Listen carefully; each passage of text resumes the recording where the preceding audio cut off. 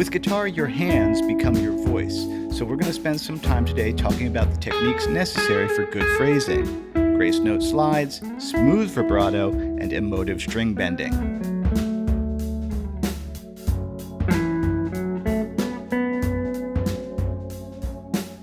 I'm Eric Haugen. Check the description box below for tabs and backing tracks on my website, information about exactly what sound tools I'm using today, live streams and more on Patreon, and my deep dive courses. It's all on my website.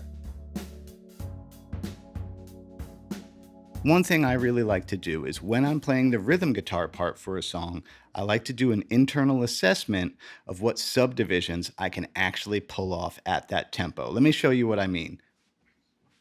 So the groove for Natalie Merchant's Carnival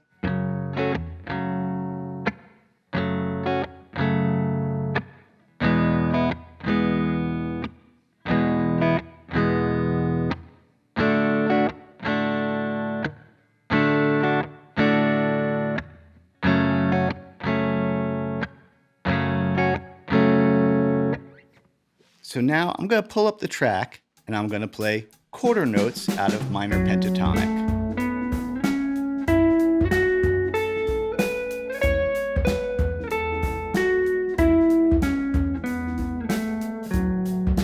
That's pretty comfortable for me at this tempo, which is 94 BPM. Let me see now what it feels like to do eighth notes at this tempo.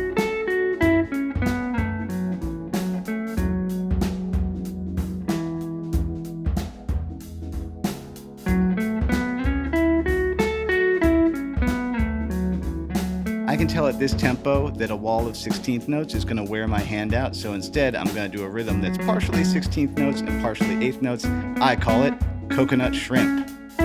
Get it? Because the rhythm sounds like coconut shrimp.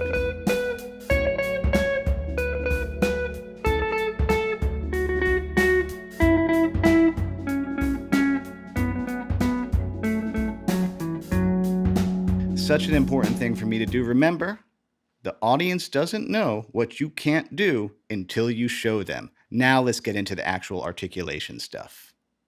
I mostly like to play leads pretty slow because it gives you all sorts of opportunities to address how you start the note, how you sustain the note, and how you end the note. So let's talk about grace note slides.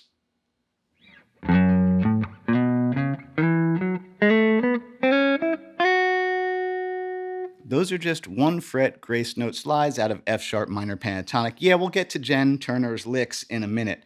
Such great playing on that record. So a grace note slide, it can be 1 fret or 2 frets, means that those notes blend together. And it's such a simple thing, but it makes such a big difference in how a phrase comes out. Watch.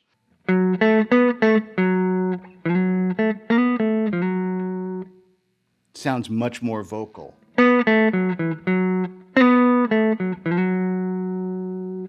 Simple thing. If I wanted to make a clickbaity title for this video, like, jumpstart your phrasing in 5 seconds.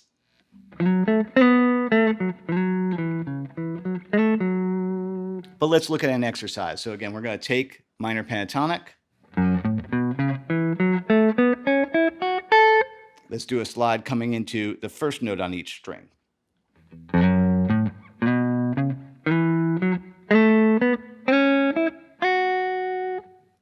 And then, on the way down, we'll do a slide, starting on the higher note.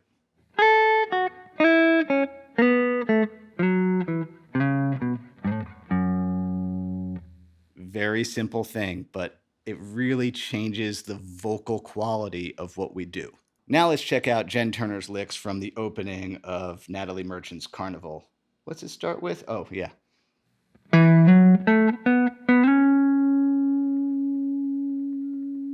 So we had a hammer on. And we're going to get to vibrato later in the video. And yeah, again, this is coming from the diagonal minor pentatonic.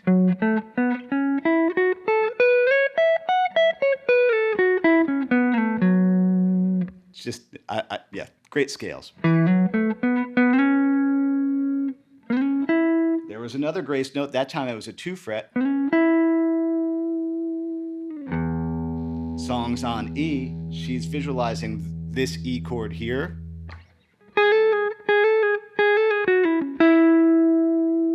Tasty.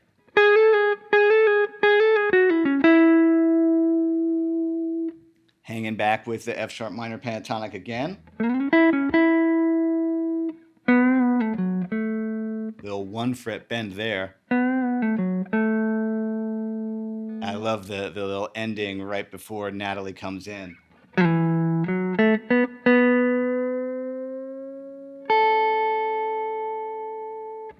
Yeah, back down to the lower version of minor pentatonic with a slide. And yeah, that's a grace note slide too. And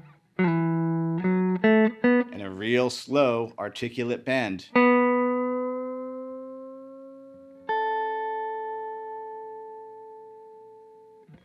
Now let's get into vibrato and bends properly.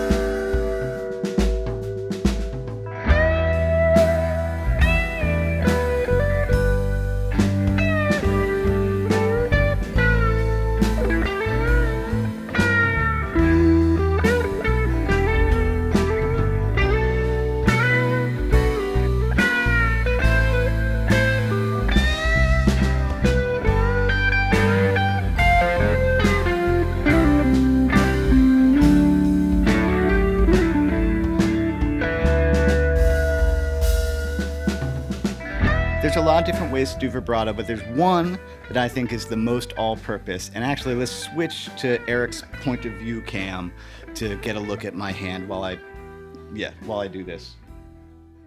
So yeah, if you look down here from my point of view, fully wrapped around. That index finger is a hook, so he's not loose, and there's not this gap here. I'm fully like this, and my hand is going to rotate like that. It's so hard to... That's what it looks like exaggerated, and then smaller. That's what it looks like. Can I do it with a bend? Yeah, you can't really see from this angle though, huh? Okay, back to front cam. So maybe an exercise we can do, let's get really good with our index finger vibrato. Let's see. On the first note, don't bother there. Yeah, 12 fret blues.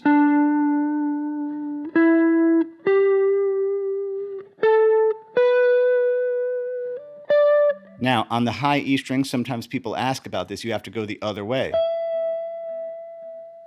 You have to go up and back.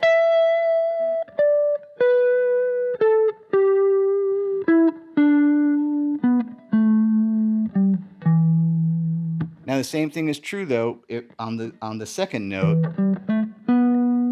It's the same technique, but all 3 fingers line up. Down and back.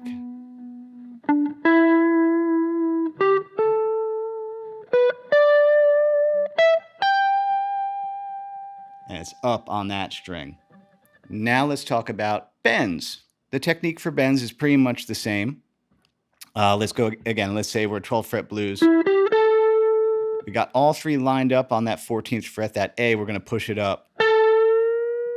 But again, if I remove my hand, it's a rotation against that. It's not as much from my fingers. You might see me from time to time, like if I'm grabbing a chord, I've been known to, I don't know why, but classic blues bending is, all 3 lined up.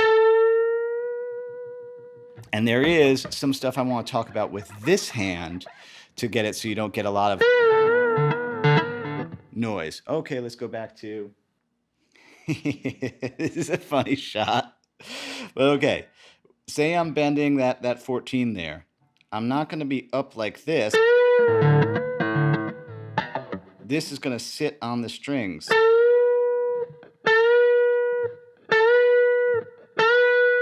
Can you see that? Here, maybe closer.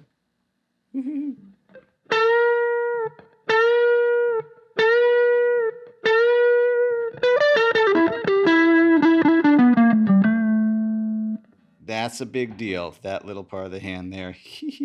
Wee, cool.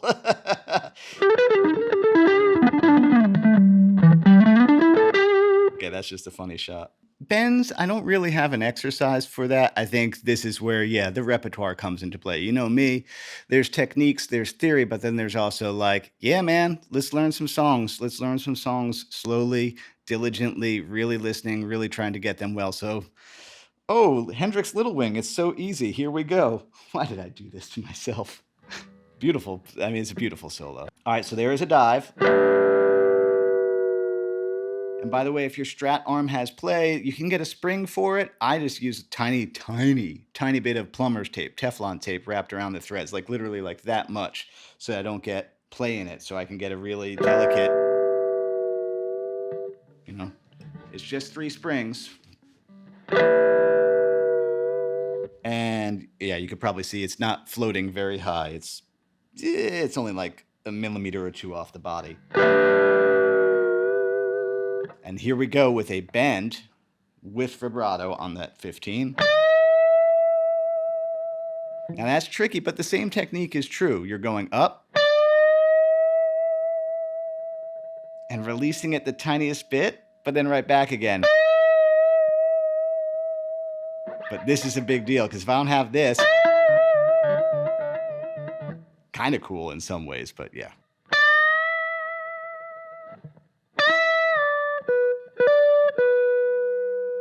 That's one phrase to just spend a lot of time working on.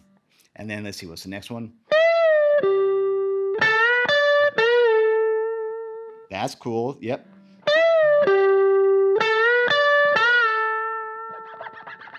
It's all about that.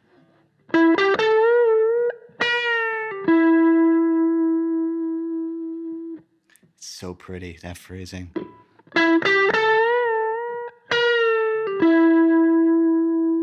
Again, another phrase to just sit around for an evening.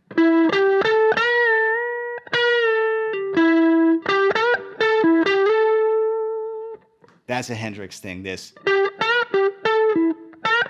He caught that note with his pick. And it's weird, he doubles that up.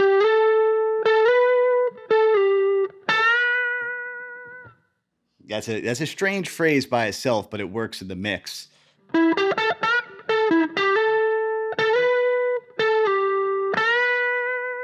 And here comes, yeah, he's playing off of the G, right? No, is that off of the G? No, that's off of the A minor, interesting. The A minor to the C part, yeah.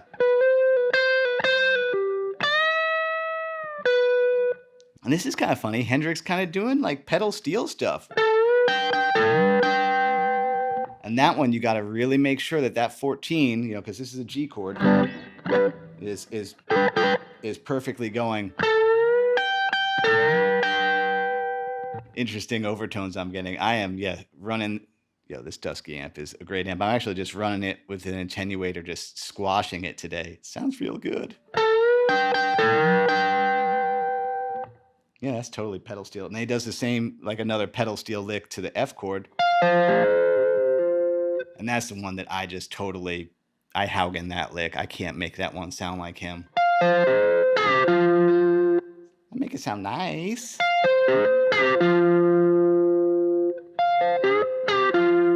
Here comes a C lick. And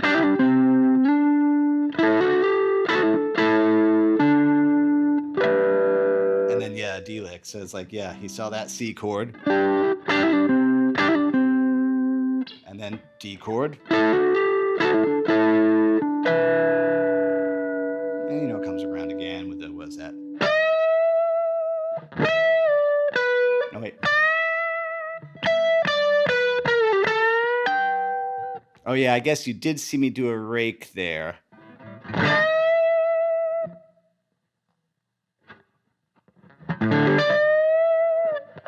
Yeah, so much with electric guitar has to do, I've talked about this in videos, this part of this hand and this part of this hand to kind of control and dampen the strings. Always remember, practice very slow so that you can really listen and make corrections as you go, because sloppy practice just leads to being a sloppy player. Unfortunately, that is how it works. You got to be pretty honest with yourself and patient with yourself to give your hands and your ears the time that they need to get these things sweet. But it really does pay hugely in dividends later on. Thanks so much to everybody who supports me in all the ways that you do. Like, subscribe, share.